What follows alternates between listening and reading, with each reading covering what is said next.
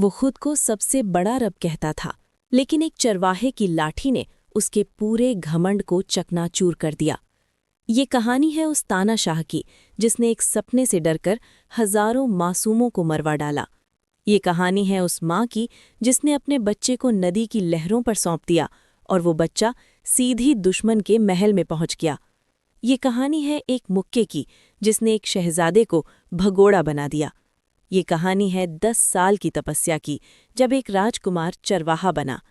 ये कहानी है उस जलती झाड़ी की जहां से एक आवाज ने इतिहास बदलने का हुक्म दिया। ये कहानी है उस लाठी की जिसने जादूगरों के सारे जाल तोड़ दिए। और ये कहानी है उस समंदर की जिसने दुनिया के सबसे ताकतवर बादशाह को अपनी गहराइयों में दफन कर दिया। ये घमंड बनाम ईमान की वो महाकाव्य लड़ाई है जिसका अंत आज भी हमें चेतावनी देता है। कोई भी इंसानी सल्तनत अल्लाह की इच्छा के आगे बौनी है। कल्पना कीजिए एक ऐसा शासक जिसके सामने सिर्फ लोग ही नहीं, पूरी की पूरी सभ्यता सजदे में गिर जाती हो, जहां ताज सिर्फ सत्ता का प्रतीक नहीं बल्कि एक दैवीय मुकुट हो। फिरौन ने वही किया। उसने खुद को सिर्फ बादशाह नहीं, सबसे बड़ा रब घोषित कर दिया। ये घमंड का वो शिखर था जहां इंसान ने अपनी सीमाओं को न सिर्फ लांघा बल्कि उन्हें तोड़कर रख दिया। उसकी नज़र में नील नदी का पानी उसकी मेहरबानी थी, फसलों की बहार उसका एहसान था और लोगों का सांस लेना भी उसकी इजाज़त से होता था। उसने कानून नहीं बनाए, अकीदे गढ़े। लोग उससे डरते नहीं थे, उस पर ईमान रखते थे। लेकिन सवाल ये है कि क्या कोई इंसान सचमुच भगवान बन सकता है? क्या सोने का ताज, पत्थर के महल और लाखों की फौज किसी को अमरता दे सकती है? फिरौन का ये दावा उसकी सबसे बड़ी कमजोरी बन गया, क्योंकि जो खुद को भगवान समझने लगे वो अपनी मानवीय सीमाएं भूल जाते हैं। वो ये भूल जाते हैं कि वो भी जन्मे हैं, वो भी बीमार पड़ सकते हैं और एक दिन उन्हें भी मौत का सामना करना है। इस घमंड ने उसे अंधा कर दिया। जब मूसा अलैहिस्सलाम उसके सामने खड़े हुए और कहा कि जिंदगी और मौत देने वाला असली रब तो अल्लाह है, तो फिरौन हंस पड़ा। उसके लिए ये एक चुनौती नहीं, एक मजाक था। उसका घमंड इतना ठोस था कि उसने समंदर को चीरता हुआ चमत्कार देखकर भी सबक नहीं सीखा। उसने वही रास्ता चुना जिस पर उसकी सेना चल पड़ी, ये सोचकर कि अगर वो कर सकते हैं तो मैं क्यों नहीं। मौत के आखिरी पलों में जब पानी उसके गले तक पहुंच गया, तब जाकर उसकी आंखें खुलीं। तब उसने कहा, मैं ईमान लाया उस रब पर जिसे बनी इसराइल मानते हैं। लेकिन तब तक बहुत देर हो चुकी थी। फिरौन की कहानी हमें यही सिखाती है, इंसान का घमंड उसकी सबसे बड़ी जेल है। आप सिंहासन पर बैठ सकते हैं, आपके पास दुनिया की सारी ताकत हो सकती है, लेकिन जब आप खुद को खुदा समझने लगेंगे तो आपकी पराजय निश्चित है, क्योंकि असली ताकत अल्लाह की है और वो कभी किसी के साझा की हुई नहीं होती। फिरौन का शव आज भी एक म्यूजियम में रखा हुआ है। ये सिर्फ एक ममी नहीं, एक सबक है। हर उस इंसान के लिए एक चेतावनी है जो ताकत के नशे में खुद को भगवान समझ बैठे। ये इबरत की वो निशानी है जो क़यामत तक ये चिल्ला चिल्ला कर कहती रहेगी कि इंसान, तू इंसान है, खुदा बनने का दावा तेरी बर्बादी का कारण बनेगा। दोस्तों, इतिहास हमें एक कड़वी सच्चाई बार बार याद दिलाता है, डरा हुआ इंसान सबसे खतरनाक होता है, और जब ये डर किसी सत्ता के सिर चढ़ जाए तो वो कानून नहीं, एक कत्लनामा बन जाता है। यही फिरौन के साथ हुआ। एक सपने ने, एक ख्वाब ने उस शक्तिशाली बादशाह की रूह में ऐसा खौफ भर दिया कि उसका अक्ल ही चली गई। उसने देखा कि बैतुल मुक़द्दस की तरफ से आग आ रही है और उसके घर जल रहे हैं, लेकिन बनी इसराइल के घर सुरक्षित हैं। इस सपने की व्याख्या हुई, बनी इसराइल में एक लड़का पैदा होगा जो तेरी सल्तनत का खात्मा करेगा। और फिर क्या हुआ? फिरौन ने तय किया कि समस्या का समाधान नहीं बल्कि समापन करना है, युद्ध नहीं, नरसंहार करना है। उसने एक ऐसा फरमान जारी किया जो इतिहास के सबसे निशंस आदेशों में शामिल हो गया। बनी इसराइल के हर नवजात बच्चे को कत्ल कर दो। सोचिए उस दृश्य को, हर गली में सिपाहियों के कदमों की आहट, हर घर में माँ की सिसकियाँ, एक पूरी पीढ़ी को सिर्फ एक संभावित खतरे के डर से पैदा होने से पहले ही मिटा देने की कोशिश। ये घमंड और भय का वो जहरीला मेल था जिसने मिस्र की धरती को मासूमों के खून से रंग दिया। लेकिन यहाँ सबसे बड़ा सवाल ये है कि क्या किसी डर, किसी आशंका को इतने बड़े पैमाने पर हिंसा का आधार बनाया जा सकता है? फ़िरौन ने ऐसा किया और यही उसकी सबसे बड़ी भूल बनी। उसने सोचा कि कत्ल से इतिहास रुक जाएगा। उसने ये नहीं समझा कि जब आप निर्दोष का खून बहाते हैं तो आप अपनी ही कब्र खोदने लगते हैं। उसके इसी जुल्म के बीच मूसा अलैहिस्सलाम का जन्म हुआ, यानी जिस खतरे को मिटाने के लिए फ़िरौन ने हज़ारों जानें ली, वो खतरा उसी के महल में पलने लगा।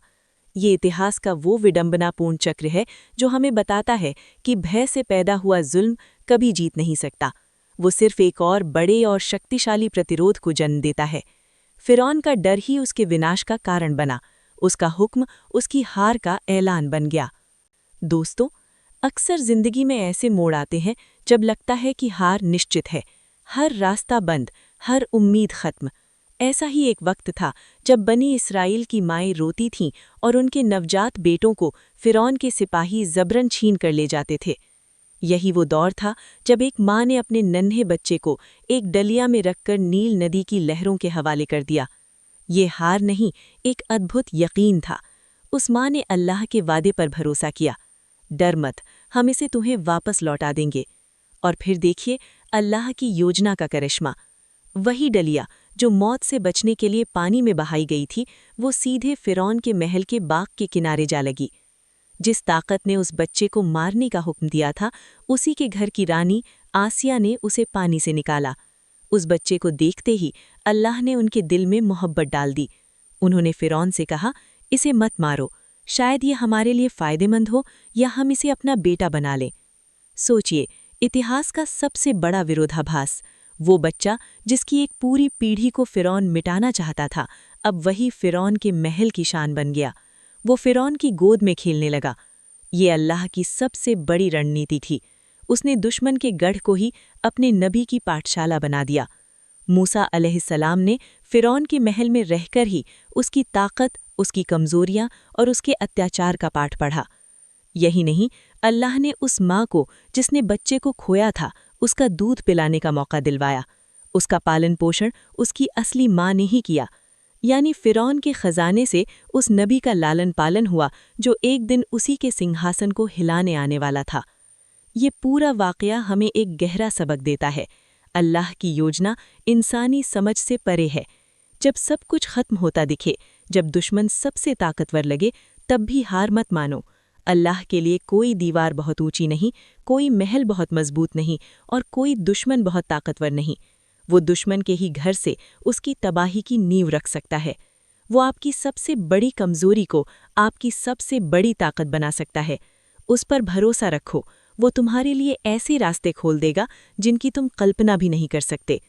फ़िरौन का महल आज मिट्टी में मिल गया, लेकिन मूसा अलैहिस्सलाम की कहानी आज भी दुनिया को सिखा रही है कि असली सुरक्षा और जीत का रास्ता सिर्फ और सिर्फ अल्लाह के भरोसे से ही निकलता है। उस पर भरोसा रखो, वो तुम्हारे लिए ऐसे रास्ते खोल देगा जिनकी तुम कल्पना भी नहीं कर सकते। दोस्तों, कभी-कभी जिंदगी का रास्ता एक पल में, एक फैसले से पूरी तरह बदल जाता है। ऐसा ही एक पल था जब मूसा अलैहिस्सलाम ने एक आवाज़ सुनी, एक चीख सुनी। ये आवाज़ उनके अपने लोगों में से एक की थी जो एक मिस्री के जुल्म का शिकार हो रहा था। उस समय मूसा अलैहिस्सलाम फ़िरौन के महल का पाला हुआ शहज़ादा नहीं रहे थे। वो एक आम इंसान थे जिनके दिल में अपने लोगों के लिए दर्द था। वो आगे बढ़े, गुस्से में, न्याय की तलाश में। उन्होंने एक मुक्का मारा। वो मिस्री ज़मीन पर गिरा और फिर नहीं उठा। एक पल के आवेश में एक जान ले ली थी। उस पल में मूसा अलैहिस्सलाम के हाथ से ताकत का नहीं बल्कि गलती का प्रदर्शन हुआ। उन्होंने तुरंत पछतावा महसूस किया। उन्होंने अल्लाह से माफ़ी मांगी, ऐ मेरे रब, मैंने अपने ऊपर जुल्म किया, मुझे माफ़ कर दे। और अल्लाह ने उन्हें माफ़ कर दिया। लेकिन मिस्र ने माफ़ नहीं किया। खबर आग की तरह फैल गई। फ़िरौन का पालक पुत्र एक मिस्री को मारता है।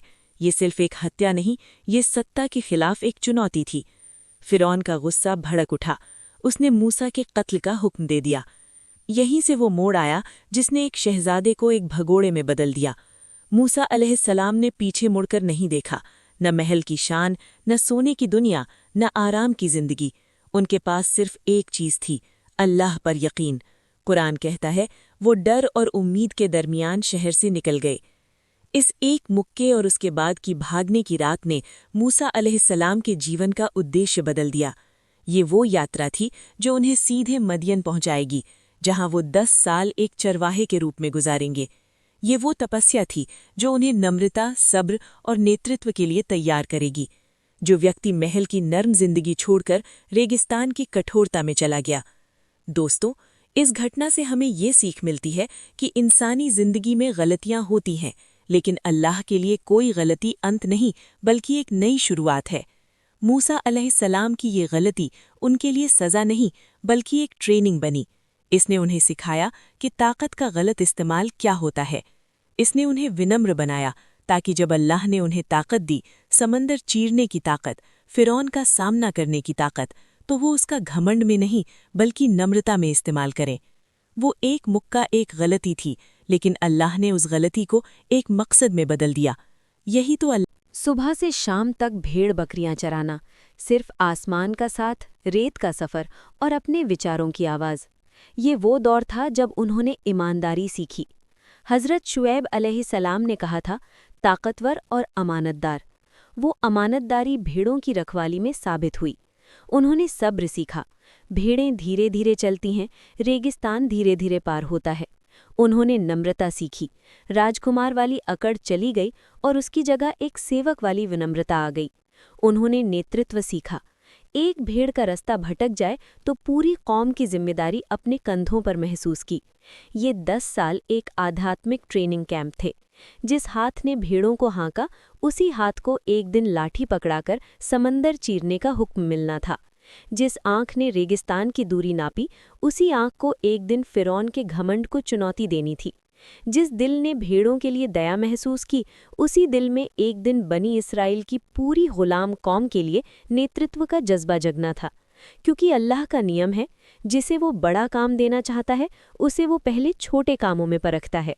अगर मूसा अलैहिस्सलाम 10 भेड़ों का ख्याल नहीं रख सकते थे, तो अल्लाह उन्हें 10 लाख लोगों की कौम का नेता कैसे बना सकता था? अगर वो रेगिस्तान की थोड़ी सी गर्मी बर्दाश्त नहीं कर सकते थे, तो फिरौन के गुस्से की आग का सामना कैसे करते? इसलिए ये 10 साल मूसा अलैहिस्सलाम के लिए सज़ा नहीं, बल्कि एक पवित्र नियुक्ति थी। जिस तरह लोहार लोहे को आग में तपाकर तलवार बनाता है, उसी तरह अल्लाह ने अपने नबी को रेगिस्तान की तपिश में तपाकर इतिहास बदलने वाली तलवार बनाया। आज हमारी ज़िंदगी में भी ऐसे मदियन के 10 साल आते हैं। वो समय जब लगता है कि हम पीछे छूट गए हैं, जब हम महज एक चरवाहे हैं। याद रखो, हो सकता है अल्लाह इसी वक्त तुम्हें तैयार कर रहा हो, तुम्हारी वफादारी परख रहा हो, तुम्हारा सब्र आजमा रहा हो। क्योंकि जो छोटी लाठी थामने में ईमानदार है, अल्लाह उसी के हाथ में एक दिन समंदर चीरने की ताकत देता है। मूसा अलैहिस्सलाम का मदियन का सफ़र हमें यही सिखाता है। तैयारी का समय कभी व्यर्थ नहीं जाता। अल्लाह की घड़ी हमेशा सही समय पर बजती है। बस तुम तैयार रहो। दोस्तों, कभी-कभी इतिहास की सबसे बड़ी क्रांतियां शहरों के शोरगुल में नहीं, बल्कि सन्नाटे के बीच पैदा होती हैं। मूसा अलैहिस्सलाम का यही हाल था। वो सर्द रात में रेगिस्तान से गुजर रहे थे। उनकी पत्नी साथ थी। एक अजनबी ज़मीन, अनजाना रास्ता और सिर्फ एक छोटी सी उम्मीद। तभी दूर पहाड़ पर उन्होंने एक रोशनी देखी। एक आग जल रही थी। आग? सर्दी में ये राहत की खबर थी। उन्होंने सोचा, चलो आग ले आते हैं या रास्ता पूछ लेते हैं। लेकिन दोस्तों, जब मूसा वहां पहुंचे तो वो आग आग नहीं थी, वो एक ईश्वरीय दर्शन था। उन्होंने देखा कि एक झाड़ी आग में जल रही है, लेकिन राख नहीं हो रही। जल रही है, लेकिन खत्म नहीं हो रही। और तभी आवाज़ आई, ए मूसा। मूसा अलैहिस्सलाम सन्न रह गए। उनका पूरा शरीर कांप उठा। ये वो पल था जब एक भगोड़ा चरवाहा सीधे अपने रब से रूबरू हो रहा था। आवाज़ ने फरमाया, मैं ही तेरा रब हूँ। अपने जूते उतार दे, क्योंकि तू पवित्रवादी तुवा में है। मैंने तुझे चुन लिया है। अब तू फिरौन के पास जा, क्योंकि वो सरकश हो गया है। दोस्तों, सोचिए इस पल की महानता को। उस समय मूसा अलैहिस्सलाम के पास क्या था? न तो सेना, न हथियार, न पैसा, न सैनिक। उनके पास सिर्फ एक लाठी थी और एक हृदय जो अल्लाह पर यकीन करता था। और यही अल्लाह के लिए काफ़ी था। मूसा अलैहिस्सलाम ने विनम्रता से एक इंसानी डर भी जताया। उन्होंने कहा, ए मेरे रब, मेरी ज़ुबान में गिरा है। मेरे भाई हारून को मेरा सहायक बना दे, जिससे कि वो मेरी पुष्टि करे। मुझे डर है कि वो मुझे झुटलाएंगे। और अल्लाह ने ये भी मंजूर कर लिया। यही तो अल्लाह की रहमत है। वो आपकी कमज़ोरी जानता है और उसे पूरा करता है। वो आपको अकेला नहीं छोड़ता। इस घटना से हमें 3 बड़े सबक मिलते हैं। पहला, अल्लाह की चुनाव प्रक्रिया हैरान करने वाली है। वो शक्तिशाली फ़िरौन को चुनने की बजाय एक डरते हुए, अपने को अयोग्य समझने वाले चरवाहे को चुनता है, क्योंकि असली ताकत घमंड में नहीं, विनम्रता में होती है। दूसरा, आप जहां भी हों, अगर आपका दिल साफ है तो अल्लाह आपसे बात कर सकता है। उसे महल नहीं चाहिए, उसे पवित्र हृदय चाहिए। तुवा का वादी सिर्फ एक जगह नहीं, एक आध्यात्मिक अवस्था है। तीसरा और सबसे महत्वपूर्ण, जब अल्लाह आपको कोई काम दे तो वो उसकी ताकत भी देता है। मूसा की लाठी सिर्फ लकड़ी नहीं रही, वो एक चमत्कार बन गई। उनकी जुबान स्पष्ट हो गई, उन्हें एक सहायक मिल गया। दोस्तों, हमारी जिंदगी में भी कई बार तुवा का वादी आता है। वो पल जब हम अकेले होते हैं, डरे हुए होते हैं और सामने एक असंभव सा काम होता है। याद रखो, उसी वक्त अल्लाह सबसे करीब होता है। उसी अकेलेपन में वो आवाज़ देता है, उसी कमज़ोरी में वो ताकत देता है। जैसे उसने मूसा से कहा, तू अकेला नहीं है, मैं तेरे साथ हूँ। तू बोल, मैं सुनता हूँ। तू चल, मैं रास्ता दिखाता हूँ। मूसा अलैहिस्सलाम ने उस आवाज़ पर यकीन किया और इतिहास बदल गया।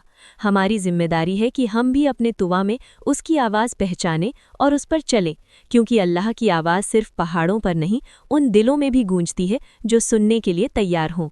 दोस्तों, इतिहास में हमेशा वही पल याद किया जाता है जब सच और झूठ आमने सामने खड़े होते हैं। फ़िरौन के दरबार में वो पल आ चुका था। एक तरफ दुनिया के सबसे ताकतवर बादशाह की पूरी ताकत, उसके सबसे बड़े जादूगर और एक झूठ पर टिकी हुई सल्तनत। दूसरी तरफ सिर्फ 2 भाई, मूसा और हारून अलैहिस्सलाम, उनकी सादी लाठी और एक सच्चाई जो आसमान से आई थी। फ़िरौन ने मजाक उड़ाते हुए पूछा, अच्छा बताओ, तुम्हारा रब कौन है? मूसा अलैहिस्सलाम का जवाब सीधा और स्पष्ट था, वो जो जिंदगी देता है और मौत देता है। लेकिन फ़िरौन के घमंड ने उसे इतना अंधा बना दिया था कि वो सीधे सच को स्वीकार नहीं कर सकता था। उसने चुनौती दी, साबित करो। फिर वो दृश्य शुरू हुआ जो सदियों तक इंसानी याददाश्त में रहने वाला था। मिस्र के महानतम जादूगरों ने अपनी रस्सियां और लाठियां फेंकीं। जादू का वो इतना शक्तिशाली प्रभाव था कि सारे दर्शकों को वो रस्सियां असली, रेंगते हुए सांप दिखाई देने लगे। लोग डर गए। फ़िरौन मुस्कुराया, उसने सोचा जीत उसकी ही होगी। लेकिन तभी मूसा अलैहिस्सलाम ने अपनी वो साधारण सी लाठी आगे बढ़ाई, जिसे वो सालों से भेड़े चराते हुए थामे हुए थे। उन्होंने उसे जमीन पर रखा और कुछ ही पलों में वो लाठी एक विशाल जीवित अजदहा में बदल गई। ये कोई जादू नहीं था, ये सृष्टि के नियमों को बदल देने वाली कुदरत की निशानी थी। और उस विशाल सांप ने एक एक करके जादूगरों के सारे नकली सांपों को निगल लिया। जादूगर देखते ही रह गए। उनकी सारी तपस्या, उनकी सारी कला एक पल में धूल में मिल गई। और तब वो महत्वपूर्ण घोषणा हुई जिसका फ़िरौन को डर था। जादूगर सजदे में गिर गए और कहा, हम उस रब पर ईमान लाए जिसने मूसा और हारून को भेजा है। दोस्तों, इस घटना से क्या सीख मिलती है? पहली सीख, दुनिया में झूठ की ताकत हमेशा अस्थायी और दिखावटी होती है। वो लोगों को धोखा दे सकती है, डरा सकती है, मोहित कर सकती है, लेकिन जब सच सामने आता है तो झूठ की सारी इमारत एक पल में ढह जाती है। जादूगरों की रस्सियां दिखावा थीं, मूसा की लाठी हकीकत थी। दूसरी सीख, असली शक्ति गर्व और दिखावे में नहीं, बल्कि विनम्रता और सच्चाई में होती है। फ़िरौन का सिंहासन और उसके जादूगरों का दावा दोनों झूठ पर टिके थे। मूसा की ताकत उनकी लाठी में नहीं, बल्कि उस स्रोत में थी जिसने उन्हें वो लाठी दी थी, अल्लाह की शक्ति में। तीसरी और सबसे गहरी सीख, सच्चाई का सामना होने पर इंसान का अंतर्मन बदल सकता है। जादूगर जो फ़िरौन के सबसे विश्वसनीय लोग थे, वही सबसे पहले सच्चाई को पहचानने वाले बने। उन्होंने अपनी जान की परवाह किए बिना ईमान ला दिया। इससे बड़ा सच का प्रमाण और क्या हो सकता है? हमारी जिंदगी में भी हर दिन फ़िरौन का दरबार सजता है। एक तरफ दिखावे की रस्सियां हैं, पद, प्रतिष्ठा, झूठे दावे, अहंकार। दूसरी तरफ सच्चाई की वो सादी लाठी है, ईमान, सच्चाई, ईमानदारी और अल्लाह पर भरोसा। हमें चुनना है कि हम किस तरफ खड़े हैं। याद रखो, अंतिम जीत हमेशा हकीकत की होती है, नकली चमक की नहीं। फ़िरौन का राज तो मिट्टी में मिल गया, लेकिन मूसा अलैहिस्सलाम की लाठी की कहानी आज भी दुनिया को रोशनी दे रही है। क्योंकि जब सच उठ खड़ा होता है तो झूठ की कोई भी रस्सियों से बांध नहीं सकती। दोस्तों, इतिहास के सबसे नाटकीय और सबसे स्पष्ट अंत की कहानी अब सामने आई है। बनी इसराइल आज़ादी की सांस लेते हुए समंदर के किनारे खड़े थे। पीछे से फिरौन की विशाल सेना आ रही थी। घोड़े, रथ और तलवारें चमकती हुईं। सामने लहरों का एक अथाह अगम्य सागर। एक तरफ गुलामी की जंजीरें, दूसरी तरफ मौत का सागर। लोग घबरा गए। मूसा, हम तो मारे गए। लेकिन मूसा अलैहिस्सलाम का जवाब इतिहास के पन्नों में सुनहरे अक्षरों से लिखा गया। हरगिज नहीं, निसंदेह मेरा रब मेरे साथ है, वो मार्गदर्शन करेगा। और फिर वो चमत्कार हुआ। अल्लाह के हुक्म से मूसा अलैहिस्सलाम ने अपनी लाठी समंदर पर मारी और देखते ही देखते समंदर 2 हिस्सों में बट गया। पानी 2 पहाड़ों की तरह खड़ा हो गया और बीच में एक सूखा साफ रास्ता बन गया। बनी इसराइल ने उस रास्ते पर चलना शुरू किया। ये आज़ादी की ओर पहला कदम था। लेकिन कहानी यहीं खत्म नहीं होती।